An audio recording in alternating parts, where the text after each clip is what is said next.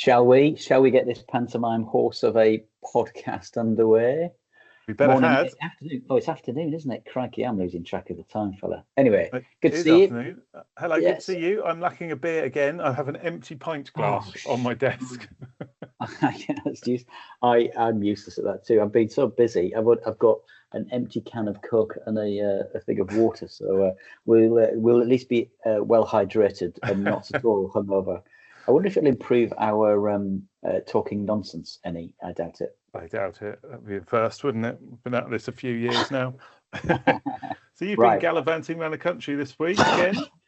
I have, even though it was a short week. So I've been in London for a couple of days and then back up here for a couple of days. London was interesting. As you know, and as some people on here will know, I do a little bit in the defense and geopolitical world, and that was both interesting and terrifying in equal measure. As always. Yeah, as always. But what was interesting was the kind of, they all know they need to do things with AI, and there's lots of talk of Palantir and other big organizations, as you'd expect. But there's also kind of I was trying to think of the analogy with like social care and housing.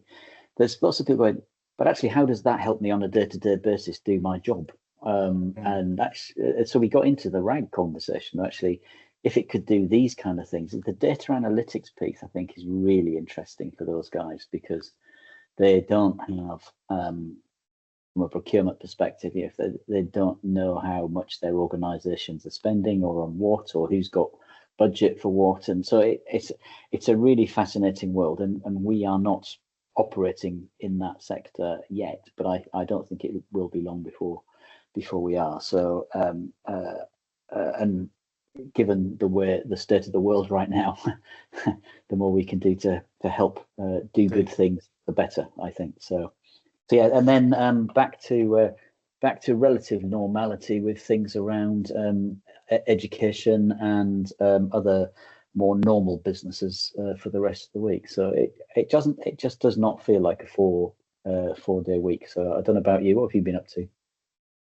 I have had, yeah. I thought I had a nice quiet week up until yesterday, which I knew was also always going to be a busy one. But it turns out, as always, you fill up all the time doing all the things that still not got through my to-do list.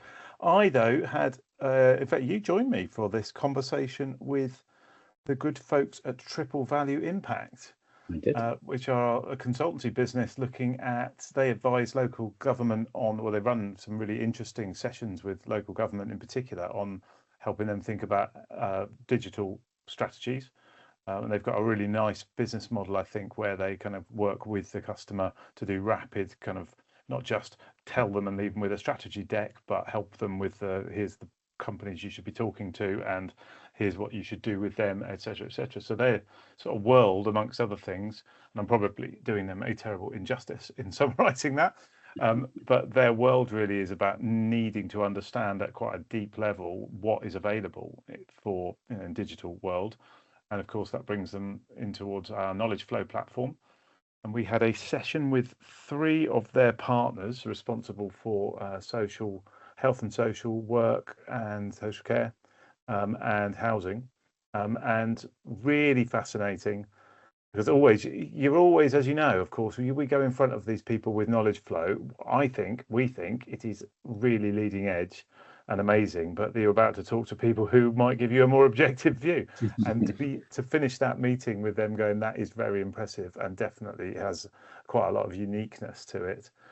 With them keen to kind of follow up on further conversations. It was really, really interesting. It was great to talk to experts and get their input to what we're doing. And yeah, it feels like we're not just blowing a smoke up our own whatsits. We actually do have something, which is good, because that's what I think. But I mean, it's hard to keep up, isn't it? This bloody AI world moves 1,000 miles an hour, so getting an external perspective, I think, is good.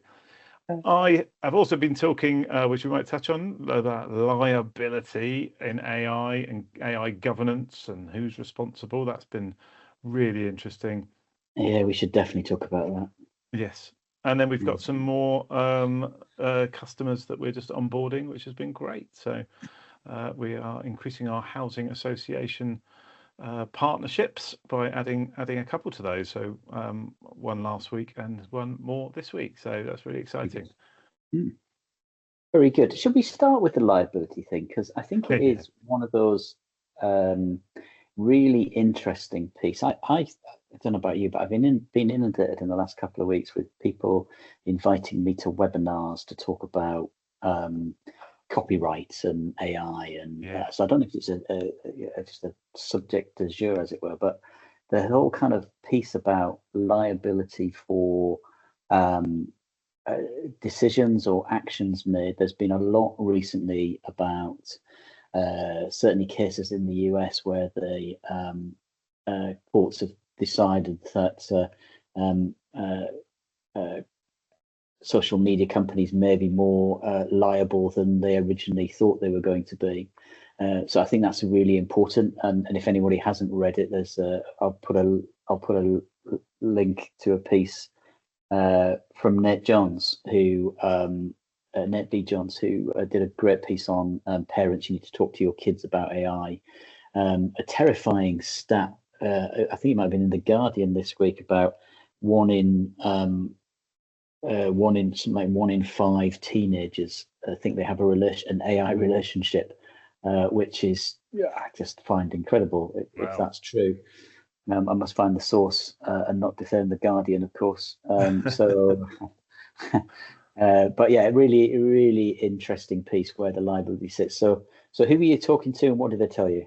So I met Peter Lee of Simmons and Simmons. So he's head of AI governance and advises clients on exactly the matters of, if you're thinking about AI, what are the sort of governance principles, the policies you need to think about in quite a lot of depth. As opposed to kind of just headline usage policy, but like actually where does liability sit was what I asked him about. In our role particularly, the sort of, as I positioned it was, we in a world where our tools will be using client data to do analysis and provide an answer. And if that answer is wrong, where is the liability for that? And as you know, all AI products have this is created by AI and needs to be checked, but I am of the view that probably doesn't stand up in the long term. The long and short was there is no case law in this place yet in England, so it's very difficult.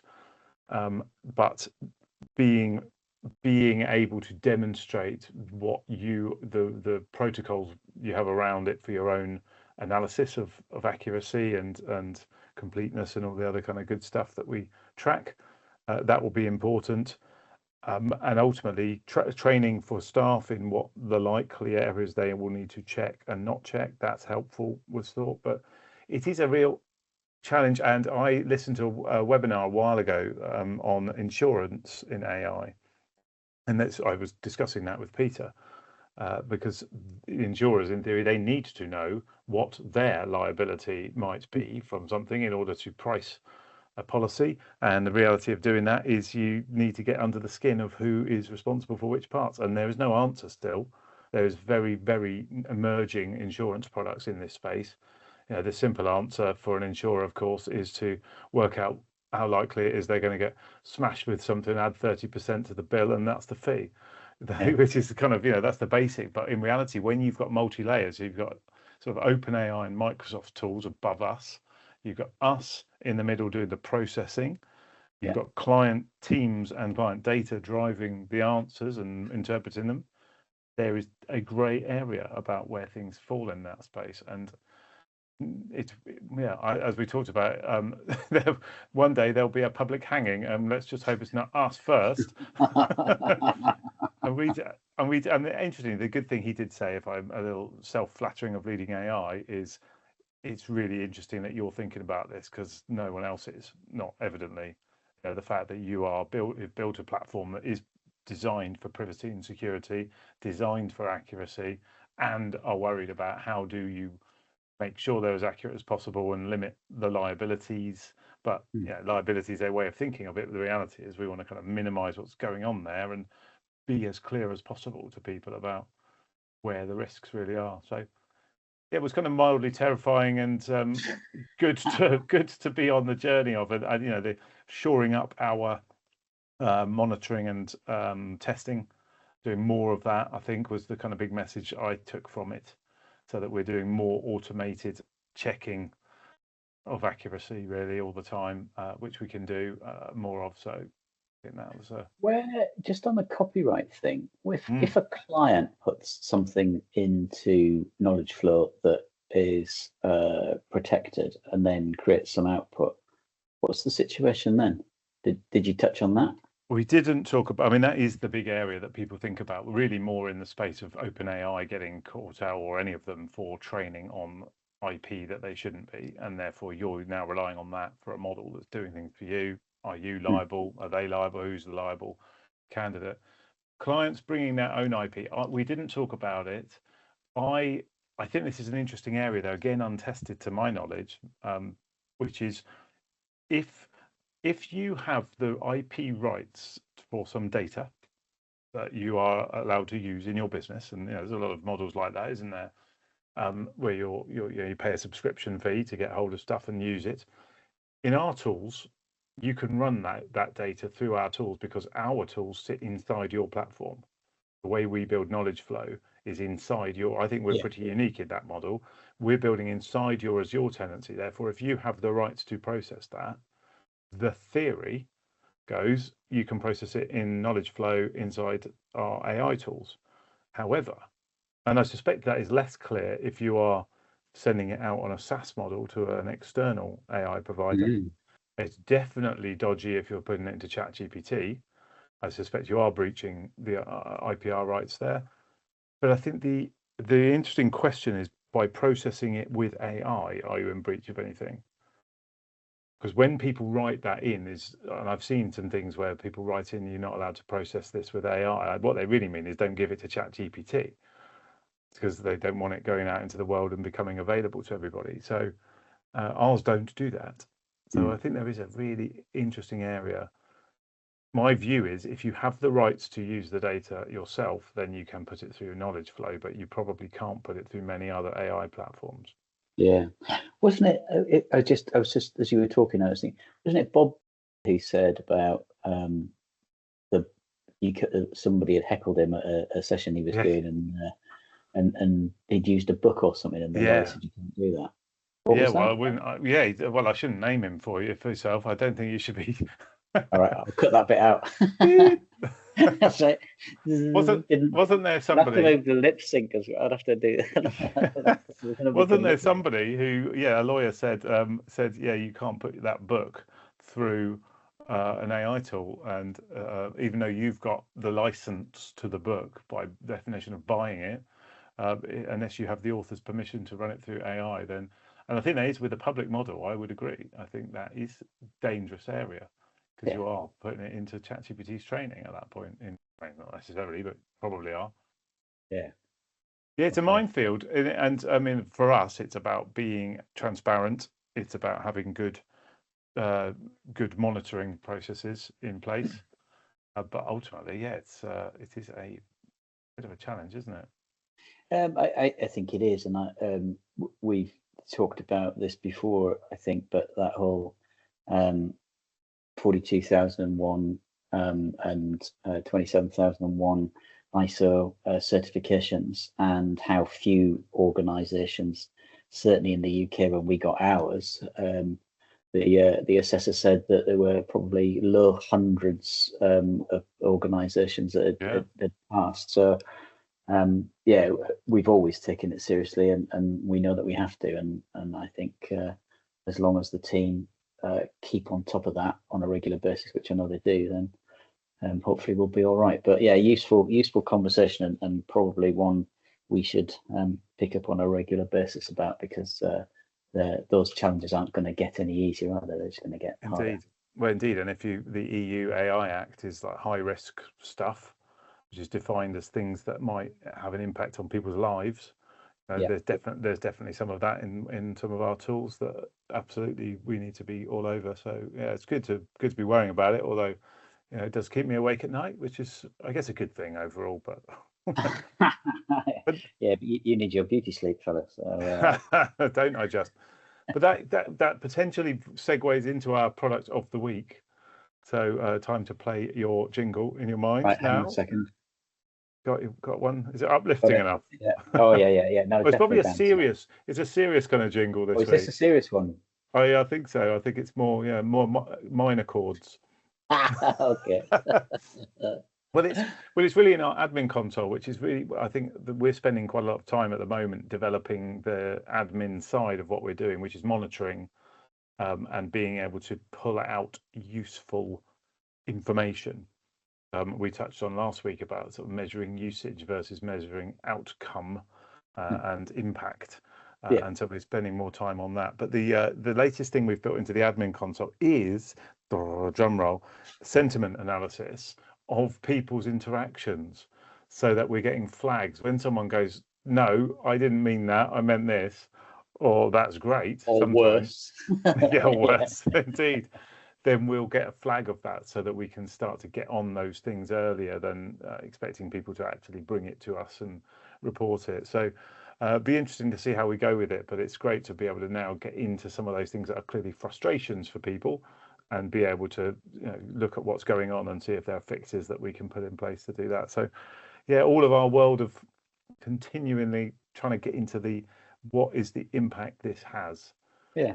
And we've been working on client impact reports, which is running an audit, running an AI tool over an anonymized set of their outputs, their conversation histories, and trying to get at what are the things in here that are high value. And the trickiness is in claiming too much. For example, one of the times we ran it, it said, well, you've had a couple of thousand queries against the policy assistant asking things like this and that, and what does the data protection regs mean about this thing, whatever. It then says, well, that's kept you compliant and reduced the risk of your business, and that's kind of the outcome for a sort of senior leader looking at that. And you kind of think, yeah, okay, bit. This doesn't really feel like that's kind of like, oh, brilliant, earth-shatteringly amazing. But and that's the trickiness of trying to take a conversation log and trying to work out what's actually the benefits here. And it is really tricky, isn't it? Because I see adverts from competitors who remain nameless who are claiming, millions of pounds worth of savings, and I'm thinking that's got to be nonsense, hasn't it? I was going to use a rude word, I might use it and then just cut it out. That's got to be bollocks, hasn't it? And I'll cut that. Definitely. I'll beep that out. It's just nonsense. So yeah, getting it right is really tricky. I've talked to a couple of people this week about getting getting that balance of it's not about the number of users. It's not about necessarily the number of prompts. It's the quality of the output that people are getting, or the quality of the solution, so that they can save time or they can produce better responses, reduce frustration. All of that stuff. I think is important, and I've had pretty positive feedback. I've got a couple of customer-y related stories, and with one of that's linked to. I'll talk about it now. Talking to somebody in education who is interested in education policy, which is quite unusual because lots of people really don't care about it. But it turns out it's really important, isn't it? So, and we were talking about how policy is implemented in. It's all right, people in Whitehall creating these things, but actually, how is it implemented in, Stockton on a wet Tuesday in March? It's really tricky. And then we got on to the bit about social workers not taking the jobs because the councils didn't have the right AI in place that we talked to position on last week, and they were really surprised, but they could see how, especially younger teachers could be really frustrated. The whole piece about something like I don't know what percentage of teachers leave within the first 3 years. It's huge, the turnover of teaching staff. I think in a year. Wow. So actually, how do we give them better tools to help do their jobs better? But just not giving them any old tools, a bit like the kind of Copilot things that we've talked about in the past. Just sticking Copilot on top of everything doesn't necessarily help you do your job any better. So how do you give people the tools to do the job? And I mentioned the smart targets that you talked about last week. Yeah. So helping teachers produce smart targets more accurately, faster, and you could do it weekly if you really wanted to. Yeah. And the policy person I was talking to just thought that was a really interesting way of trying to personalize the learning experience for people, especially those with some challenges with learning. I know we've got a long way to go with this, but equally, I think some of the things that we're doing are really interesting, especially because we're different from, I think, 90% of companies in the education space. They're all in that kind of teaching and learning space, creating AI tools for pupils and students, and we've deliberately chosen not to do that. It's more about how do we help reduce the burden for teachers delivering. Yeah. So that was a really interesting conversation. Yeah, I think really interesting. You've triggered a thought for me there on weekly smart targets, because the smart target solution also can do parent progress reports. You change the tone, make it nicer and more clearly parent language. My argument there is about, you could do that every week if you wanted to. And that is so much better than the current end of term. No one really knows what to do with it. Everyone hates doing it on the teaching side because it's huge amounts of admin. Parents get them, glance over them, and whatever, as we talked about. Doing that weekly is really interesting. But weekly smart targets, now that is interesting, because one of the problems is with the smart target thing, they might be for a term, is it's not current enough. Interesting. When I've read the smart targets obviously quite a lot when we've built these tools, and I've the colleges that I've sent them to have said, yeah, they're really good, that's fantastic. But I look at it and I think, it says things like, your attendance is 67%. You really should be getting to 85% over the term to make sure you attend 4 more lectures a fortnight or whatever in your business studies. And it's really personalized and targeted. But you think that over a term, for someone's first 16, 17, 18-year-old, if you said next week, you need to go to that one on Tuesday, and then I'll give you another smart target on Friday for the following week, and you could do that. And you think about, I've had some people say to me about the smart target writing as well, two angles. One is, we'll find the very unlikely scenario of somebody who's a bit too busy to get around to doing smart targets, a tutor that might not do them anyway. They're just going to use this as an excuse not to bother even looking at them now. It would just be like, hand them to the students. The pushback I had from my college on that, which is great, was, well, those tutors, they weren't going to do it anyway, so we may as well at least make sure we've got a smart target. That learner now has smart targets which they can see. So even if you don't do it. But I think the other side of writing a smart target for a student, and not one, you're going to have to do it for 30, on their attendance. It's a plural of attendance, I guess. Attendances. You've got a nightmare of trying to find words, and probably copying and pasting, frankly, to look in the data, see what it is, see what you're going to push it up to, and all of that is admin, not useful stuff. What you want to do is do something with that learner that improves their attendance and motivates them to see it. Okay, if I come on Tuesday. So I think it's bigger than even I thought in terms of the potential impact of it, because it's just being able to now look at something that's already worded and crafted, and now you as a tutor have got something to start with. It doesn't require you to begin with, well, how am I going to write this thing? It's written for you. Is it correct? Do you want to adjust it up, down? Talk to the learner about it. I think that we might really be on, and weekly. That's really interesting. That's really, really interesting, because as we know, we've done for our years of working together, trying to do on the spot performance reviews rather than annually, just from that same thing of like talking to you now about something you did last November that could have been improved really, or couldn't it? So what's the point of that? So it's like, whereas today, what could you do next week to make it better? I think it's really interesting. Very interesting. Cool. And we should talk about Copilot briefly. Can I chuck because you mentioned it? I did, yeah. Go And on. just to rain a bit more, rain on their parade a little more. So I read an article over the weekend, which I've now researched properly directly myself because I couldn't believe it. That says, I Did you read quote, it on the internet? I read it on the internet. Can you believe not everything on the internet's true, I hear? Surely it is. I've heard that too. So here it is. This Okay. is in the Copilot terms and conditions for the Oh, enterprise. you know how to live, don't you? I tell you what, I have. No, you wonder what I've been doing all week.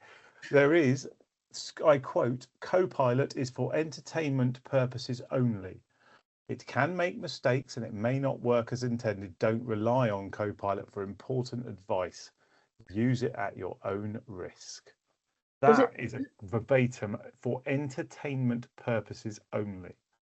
Is that in a business license? Yeah, well, it's in the use. So I checked this because there are multiple licenses. Yeah, I yeah. said to this, is this just the personal free one? And it said it's in the individual user, but the business one refers to that as part of the business agreement. Oh, You wow. have to, so you are signing up to that when you use Copilot. And worse, we do not make any warranty or representation of any kind about Copilot. For example, we can't promise that any of Copilot's responses won't infringe someone else's rights, like their copyrights, trademarks, or rights of privacy, or defame them. You are solely responsible if you choose to publish or share Copilot's responses publicly or with any other person. I mean, talk about shirking responsibilities. We talked about liability earlier. Well, didn't we, Justin? No, well, this is all shirked away now. There is none. If you use Copilot, you're on your own, son. Yeah. Crikey. What does entertainment mean in Copilot terms? Isn't it funny, isn't it? I have no idea. I can imagine, because I would have thought a judge would say, to continue the language I've been hearing this week, what are you doing with Copilot in Excel? If it's for entertainment purposes, who is using Excel for entertainment purposes?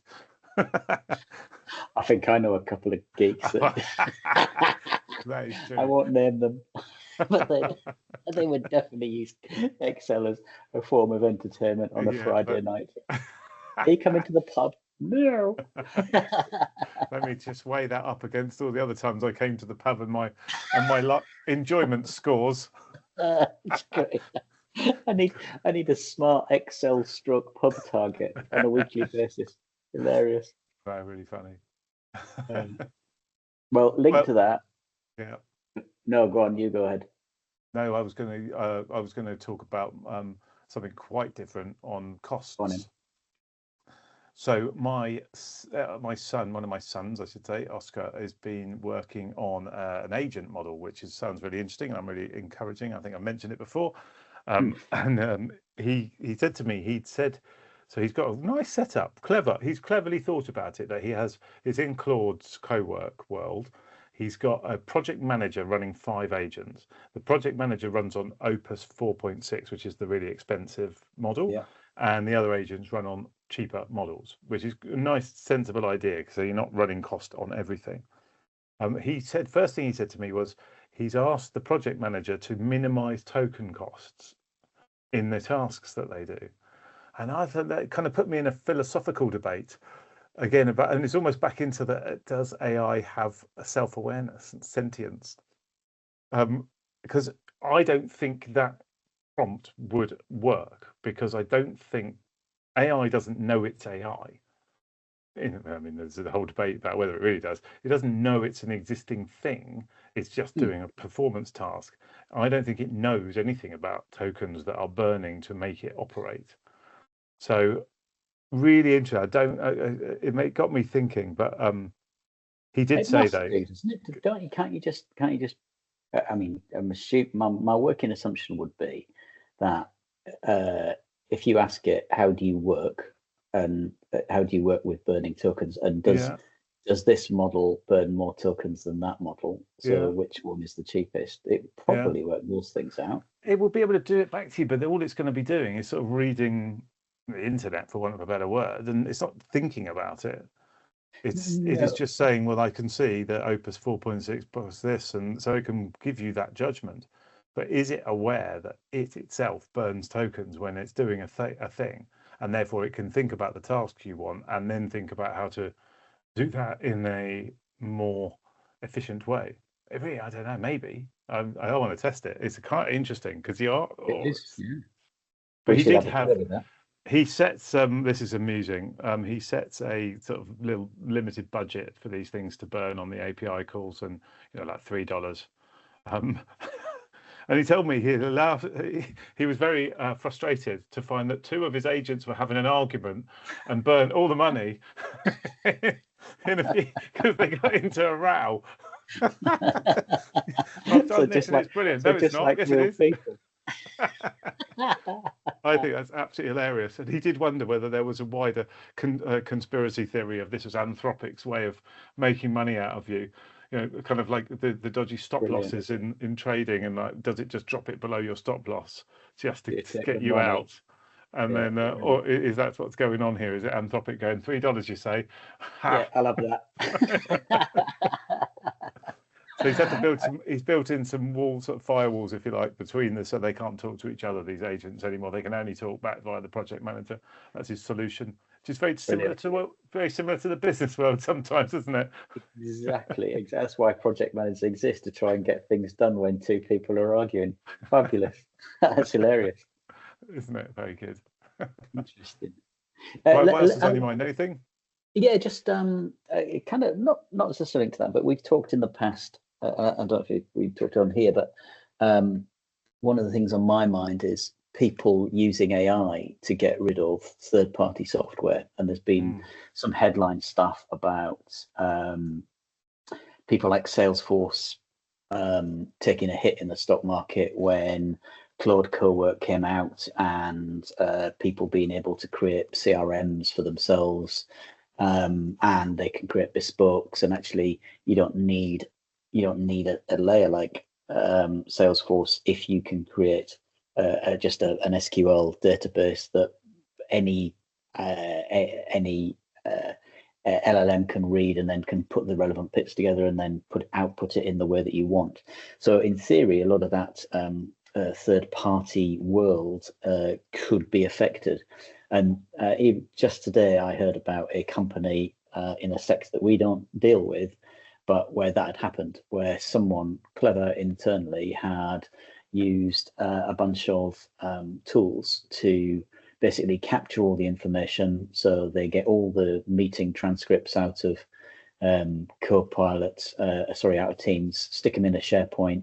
They use a SharePoint Hoover like the one we've created. They load all that up into an LLM. The next morning, they're told what to do, what the targets are, etc.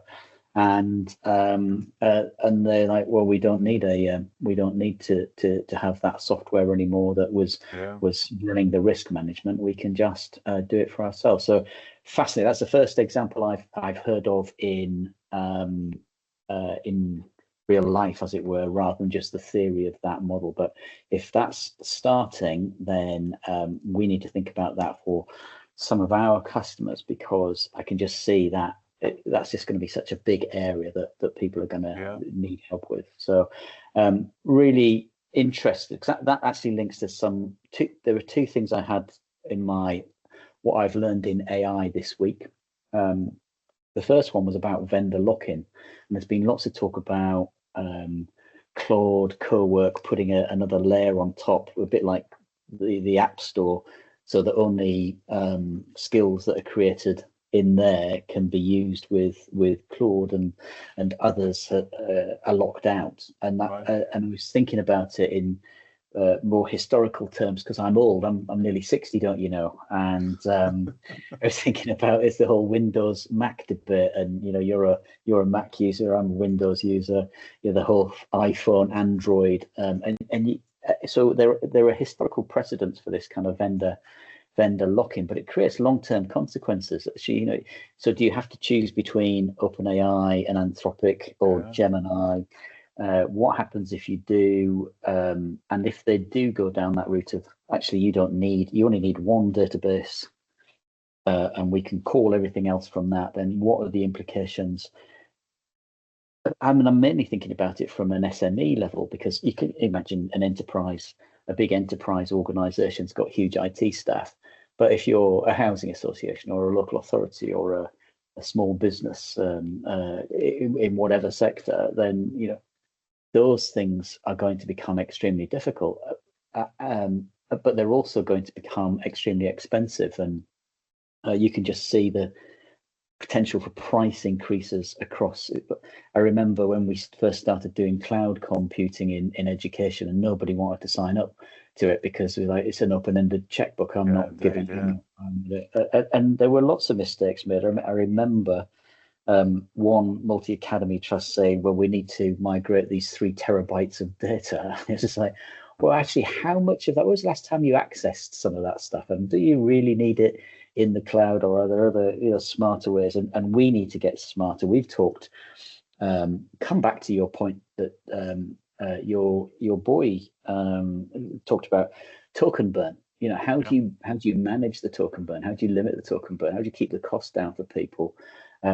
We've talked about it because of the Excel thing, 170,000 rows of data, and it took 45 minutes and it chewed a lot of money. So we need to think about those things. But the other thing, that come back to where I started from my geopolitical conversations and hanging out with people in a very different world. And one thing that I hadn't realized, but I learned this week, was that in order to make chips, and of course we've talked before about there being a chip crisis because manufacturers are moving from devices to AI chips because they're much more lucrative, and hardware prices going up as a result. It turns out that in order to make these chips, you need helium, and helium's a product of liquid natural gas.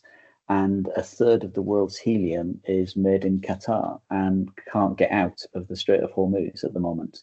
And it has a very limited shelf life or storage life on a ship.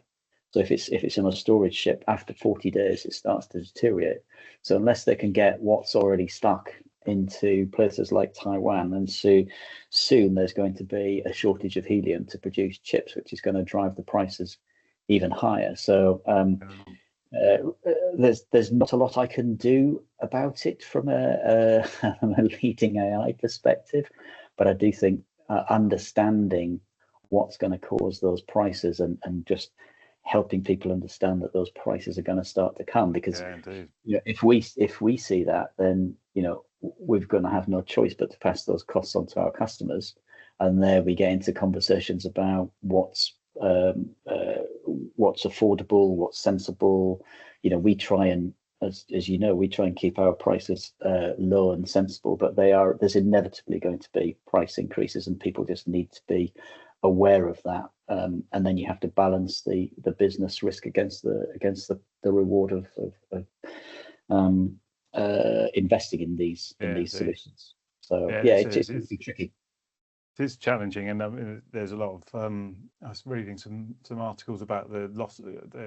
All of those big Anthropic, OpenAI, Gemini are running at losses, and they're doing that because they're trying to find the thing, obviously, like everyone else is, and they can do that with investment backing. But there is a shelf limit to how long you can do that for, and eventually costs are going to get passed on as energy costs go up as well. We know AI is pretty energy intensive, so that goes up, chip costs goes up, then guess what? Token costs have got to go up. So. Yeah, indeed. Your helium point, though, did make me laugh. I was amused to remember a story from quite a long time ago I remember reading about, and made me really laugh. The Hadron Collider. Do you remember the Large Hadron Collider in Europe, which is the whatever it is for firing neutrons around at high speed? And they had a helium leak, and they had a ton of helium leak, which is a lot of helium, I'm guessing, given how light. I don't know how you measure it, but scales on the ceiling. Atoms. But they said you should have heard people on the radio talking to us. You're stuck down in a hole with a ton of helium knocking around. That's quite amusing, isn't it? Be like being back at Glastonbury, Kieron. Exactly. That was brilliant. It did amuse me enormously to imagine. There's a leak. How's that? What is it? Brilliant. All I can think of at this point in time is it's a good job we didn't bring beer to this conversation, because we could have gone right off topic if we've already have. But... Cool. We should wrap things up, shouldn't we, so our audience can get to sleep. Yeah. If he's still awake. Yeah. Well, good to see you. Nice to talk with you as always. And yeah, night to our audience. Sleep well. Catch you next week. See ya. Cheers, fella. Bye.